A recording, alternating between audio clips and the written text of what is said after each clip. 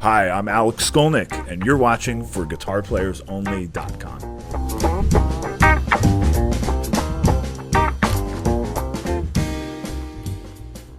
Hi everyone, John Liebman here. You're watching for GuitarPlayersOnly.com, coming to you today on location from Markneukirchen, Germany, with our special guest today, Alex Skolnick. Hey, Alex, how are you? I'm good. Great to be here. You said that very well. I still have... Alex Skolnick? No, the Markneukirchen. Wow, you said that very well. I've been practicing for about 2 years. I don't think I've ever said it exactly the same way twice. I've been trying to figure out how to say it. Now that I'm here... I'm hearing it, so it makes sense. Yes, it is a fun word. I don't know who came up with that name, but let's talk about you. You're quite an interesting guy. You are a guitar player. You're a West Coast guy. You're an East Coast guy. You're a heavy metal rock shredder guy. You're a hardcore jazz guy. Your guitar influences have included Jimi Hendrix and Eddie Van Halen and Pat Metheny and... who else? Wes Montgomery and several others. John Scofield, I remember seeing. That's quite a variety. Let's talk about one. Let's talk about the other. But you're originally from the Bay Area, right? And I understand you grew up with some pretty smart parents too. Is that right? So tell me about those early days, your first introduction to music, how you became a guitar player, and your musical upbringing. Well, yeah, I guess you could say I'm interesting or full of contradictions, depending on your point of view. To me, it just feels normal to focus on any good music that I like, and I've never had much use for limitations. I've never been good at fitting in with groups, and especially social groups, whether it's a scene, a musical scene like the metal scene or the jazz scene. I'm just not good at being somebody in one of but I can bounce in and out and kind of find my way, and it just has to do with love of music, and music was the thing that made sense for me. As you mentioned, my parents are intimidatingly intelligent people. Both PhDs, right?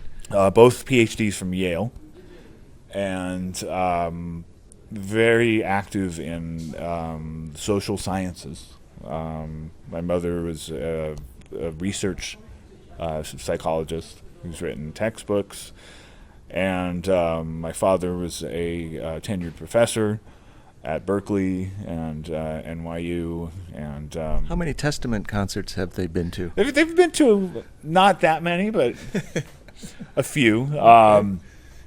They were also they were a little older than my friends' parents. Growing up in Berkeley, a lot of my friends' parents were hippies, and they would go to Dead concerts together and stuff like that. And my parents were older, so they'd grown up on like Sinatra and stuff. So to them, even like the Woodstock generation, these crazy kids, So when I come along and I get into this music called thrash metal, oh my God, what is this? And it was actually the first time I heard the word Meshuggah. The kids Meshuggah. That's right. And I remember thinking, that'd be a great name for a band, but somebody beat me to it. That's right. You have a brother, right? I have a brother. Did he follow a similar path to you or to your parents, or maybe his own path? Definitely his own path. He's an expat in Asia, and he kind of bounces back and forth between Vietnam and China. Wow. As teaching English. And he played music. He played in local bands, and I think hearing his band, he was a bass player, and hearing his bands really that certainly planted some seeds. I used to go hear him, and I'd watch the Load-In. I got a really early sense of the process of the behind the scenes. Well, what about with you? Was there a definite turning point when you and or your parents realized that, you know what, this is going to be it. This is the path you've chosen. You're not going to be a doctor. You're not going to be a lawyer. You know, you're going to do something. Maybe not the most stable in most eyes, and from your parents, they're very traditional background, and the intellectual and the PhDs and all that. Was there something when do you remember the moment when it just, this is it and there's no turning back? I just think very early on. Like about how old? Probably 8 or 9. Oh boy, really. And initially, it was just more a fascination with music. I didn't know what kind of musician I wanted to be. I started on piano, but guitar lessons, that was when it really started to take off. I think the word in your website is begrudgingly. Well, not from your standpoint, from your parents' standpoint, obviously. Yeah. It definitely wasn't. It was okay as a hobby, but it wasn't. Yeah, it was a very unmusical family. Like, there's no creative people. I mean, I would say there's obviously, you have to be creative to write a textbook and do a doctoral dissertation. But as far as like music and art, just very foreign. I don't imagine with those guitar lessons you were studying Segovia and that route. You were you were learning to play rock and roll, or well, initially, and it wasn't. They were okay with some of it, because a lot of what I was learning initially was the Beatles, which is still my favorite band, still massively influential. But I also like Kiss, and that was where the metal thing.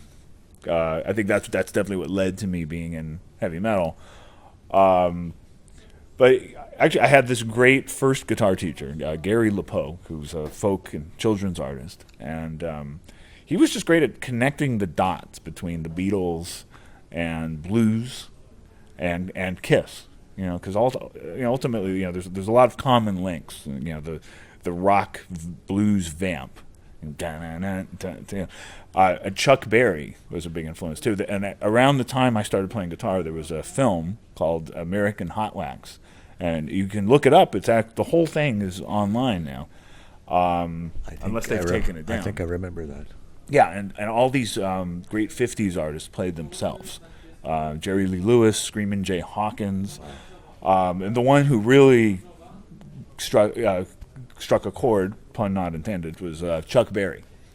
And then I later found out, he influenced Jimmy Page, the Stones, Hendrix.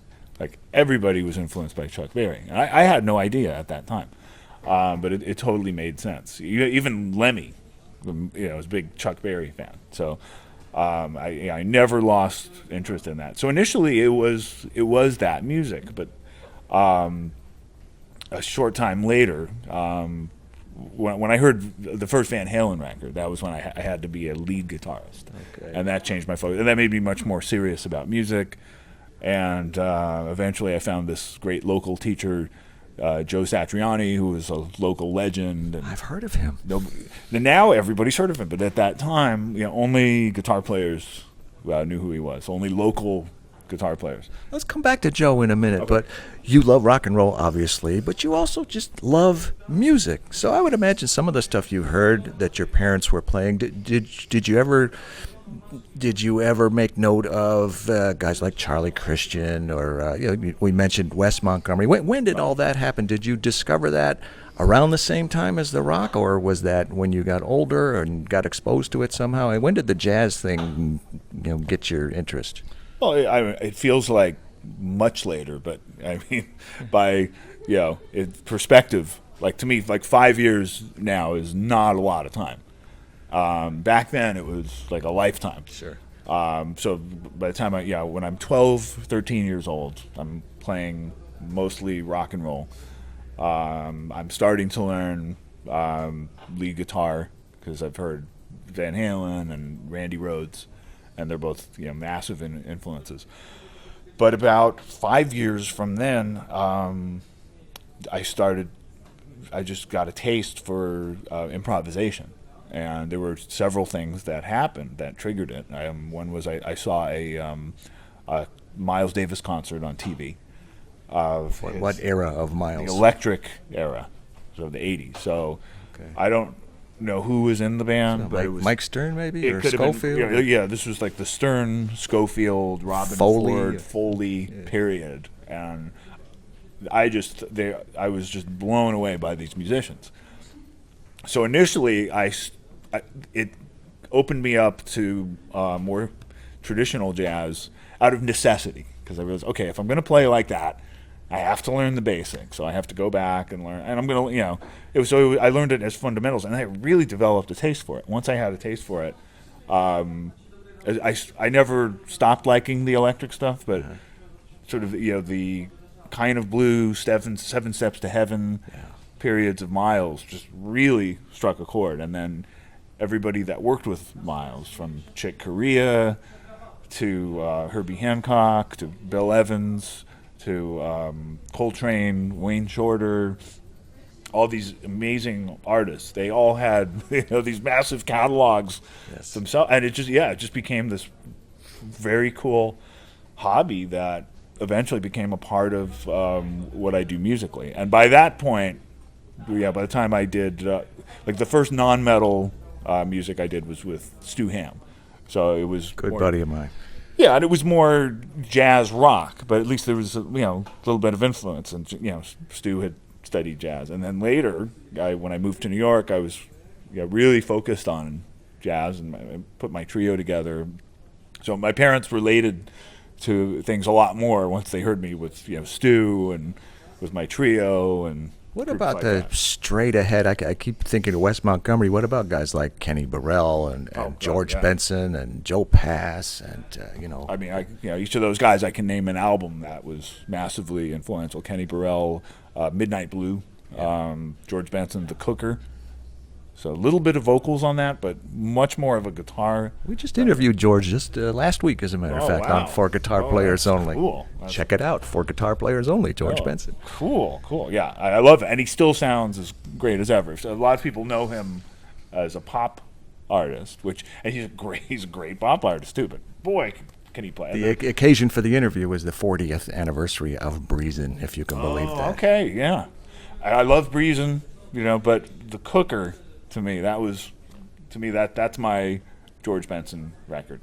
Let's get back to Joe Pass, the Virtuoso series. 1, 2. I know there are at least 3.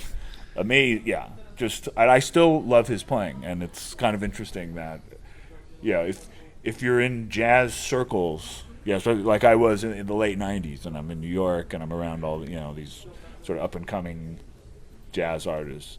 For some reason, I don't know, Joe Pass, they appreciate him, but it's sort of, it's almost like 50s rock in the rock. You know what I mean? It's like considered dated, and to me, it's so elegant and so graceful. Like I never lost appreciation for it, and I still. Jeez, I love Joe. I saw him live in 1979 with Oscar Peterson and Niels Henning Orsted Pedersen, and I just of man. that lineup. And I actually never saw him with a group like that. But Yeah, I he saw did him. just fine all by himself too. Yeah, it was great, and I saw him solo several times. I saw him at Yoshi's, where I actually famous got place. Yeah, I actually got the chance to play there. Wow. Recently with Stu, which was great. I used to see him bumping around the NAMM show and things like that.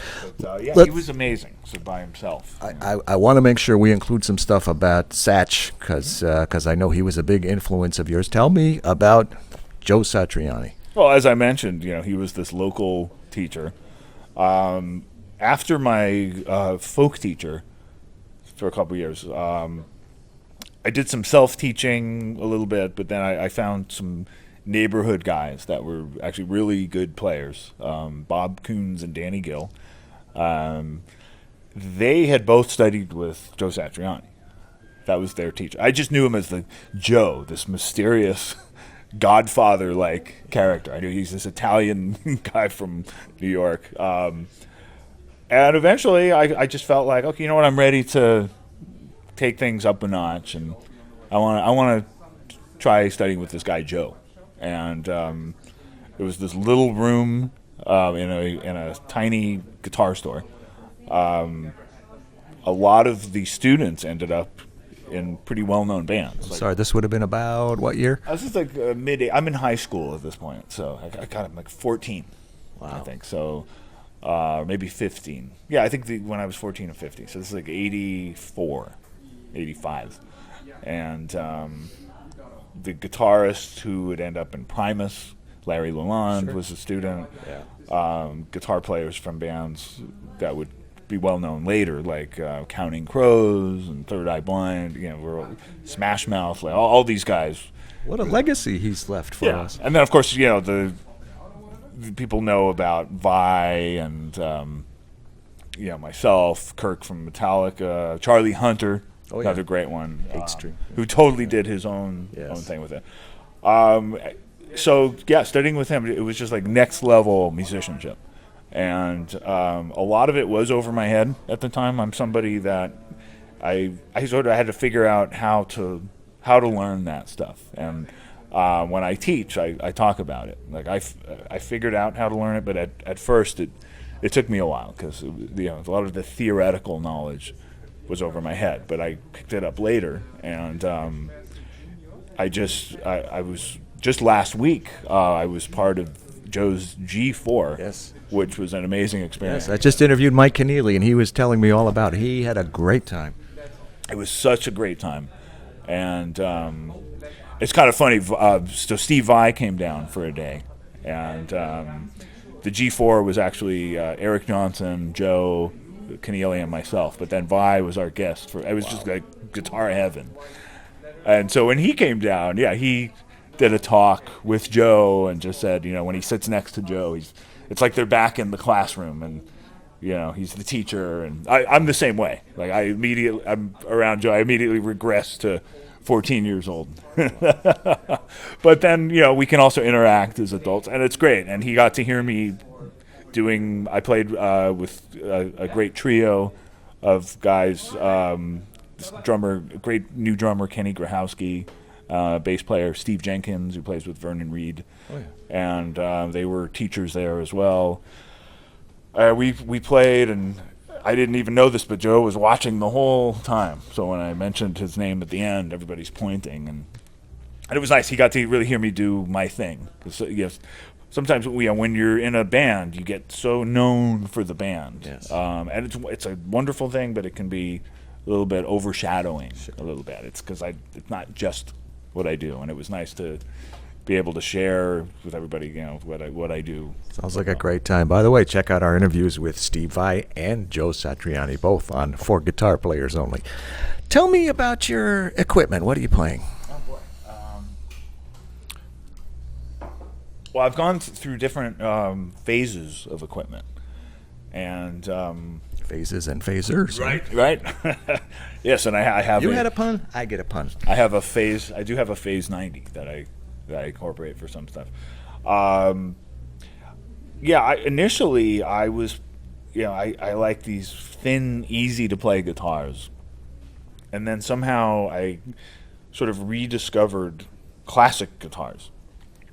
So like all through the 90s and part of the O's, I played classic guitars, and I liked the Les Paul because I feel like you can do all types of music with that, although it's kind of hard to play. So my signature guitar is it's made by ESP, and it's the Alex Skolnick model. There's an LTD version as well. It sounds and plays like my favorite Les Pauls, but actually plays easier, even if you're not a Les Paul. If you're more of a Strat or even like a Charvel or Ibanez player, you can play this guitar. So that works for my for my rock stuff, and I can do jazz gigs on it. But for if I'm doing like a gig with my trio, something that's much more focused on straight ahead, then I'll use a Godin guitar, and they're really wonderful. They have this one called the Montreal Premier, which I flipped over, and it's just a beautiful instrument.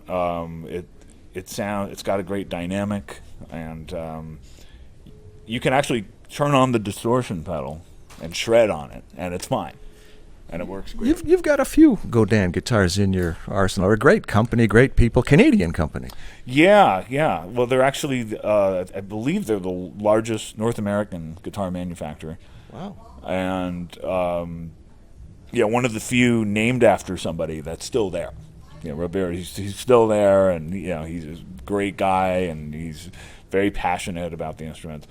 So when I did my previous solo record, it's called Planetary Coalition. It's not really a solo record because it's a collaboration with over 24 musicians from all over the world. It's the acoustic record I always wanted to do, and I used this Godin Inuk guitar that's it sounds like an oud.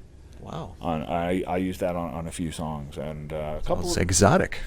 Yeah, there's a couple really interesting, guitar-like instruments that Godin makes that I was able to put on this record, and I used the Montreal premiere is on my upcoming record, which I should mention. It's a live Alex Skolnick trio recording called AST Live Unbound, and it's our first live recording. Has it been recorded yet? It's been recorded, Okay. yeah, and it's coming out September 2016. Okay, and who's on that? The guys that have been in my trio for a while, Matt Zabrowski on drums and Nathan Peck on bass. Okay, and you have a tour coming up about now-ish, don't you? Yes, yeah. As soon as I'm through with base camp, I fly back and I just have a few days, and then I start the tour with the trio on September 8th. Okay, and is that, I know you're going to be in the Midwest. Are you going to be anywhere else in the country? Is that like a big tour, a little tour? Where are you going to be? It's mostly East Coast and Midwest. So it starts out in Canada, actually Montreal and Toronto. And then we're going to hit Pittsburgh, Cleveland, Chicago, New York, the Iridium, which I always love playing, and great pictures of Les Paul there. It's like a shrine to Les Paul. Philadelphia, West Virginia, New Jersey, Asbury Park. So it's going to be really fun. Okay, well, that's great. There's so much more we could talk about, but there's only so much time we have. So, but you opened it up for a lot of stuff that we can talk about. We can talk about technique. We can talk about all kinds of stuff because knowing you, you're not going to sit still, and you're into so many things. I know you're a writer, and there's possibly a book and maybe some fiction and all kinds of other stuff. So I have a book I put out a couple years ago, Geek to Guitar Hero. I'm planning some fiction. I have a blog. I haven't blogged as much as I'd like to recently. And I've been doing a lot of festivals with Testament. We've been very busy. I should mention there's a new Testament record coming out in October. I know I'm mostly talking about other music, but the reason is Testament has a website. There's plenty. It's not hard to find information about Testament. So sometimes people say, how come you don't talk about Testament? Well, because I'm here. I have other music to talk about. That's why I wanted to talk about all the other. We have a lot of stuff to talk about. All the Testament info is on the Testament website. Yeah. Well, next time we get together, we could dig a little deeper into Testament. But this is great. Congratulations on the information out there already. Yes, so there is. Good luck with the new record. Congratulations on the tour. I plan to see you in Detroit. I know you're playing at the Token Lounge. Lounge. Yeah, I played there with Stu. I was there. And I don't know if you caught this one. I played there with Jane Getters. Yes. And Adam Holtzman. Holtzman. And actually we just played a show in Austria. I played the Wacken Festival. Finished at 3 a.m. Flew to Austria. Played with Jane, Adam, Chad Wackerman on drums, Mark Egan on bass from the Pat Metheny band. I know Mark very well. Flew to New York, did the Satriani G4, flew back to Europe, did some more festivals. That's why you have the coffee there. Yes. And now I'm here at the base camp playing with Alfonso Johnson and Stu. And Doesn't get any better than that. Well, keep doing what you're doing. Thanks for all the great music, and we will certainly enjoy that. Come see him if he's coming to your area. On location in Markneukirchen, Germany, with our good friend Alex Skolnick. I'm John Liebman. You're watching for GuitarPlayersOnly.com.